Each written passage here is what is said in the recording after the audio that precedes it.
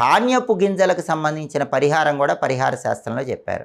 ఆ పరిహారం ఏంటంటే, ఏదైనా కష్టమైన పని మీద బయటికి వెళుతున్నారు, ఆ పని అవ్వటం కష్టం, ఆటంకాలు వస్తాయి అనుకున్నప్పుడు 7 ధాన్యం గింజలు అంటే 7 వడ్ల గింజలు కానీ 7 బియ్యం గింజలు కానీ తీసుకొని గుమ్మం బయట మెయిన్ ఎంట్రన్స్ బయట ఎడం వైపు ఉంచి, ఆ తర్వాత వెళుతూ మీరు బయటికి వెళ్ళినప్పుడు వచ్చే మొట్టమొదటి ఆలయం ఏదైతే ఉంటుందో ఆ టెంపుల్, ఆ ఆలయంలోకి వెళ్ళి దర్శనం చేసుకొని వెళ్ళండి. ఖచ్చితంగా మీ పని సులభంగా పూర్తయిపోతుంది.